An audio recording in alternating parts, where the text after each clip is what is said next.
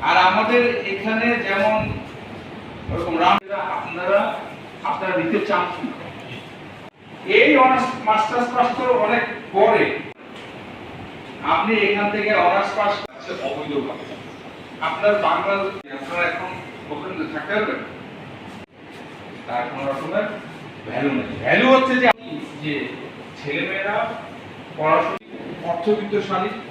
please আমাদের শেখার চেষ্টা যে সাধারণ জনগণের জীবন মানের মানে তো মানে এটা হচ্ছে যে শিক্ষা কোন অবস্থা ছিল না এই জায়গাতে আপনার জমির দাম ছিল ইন্টারমিডিয়েট জমির দাম ওখানে ছিল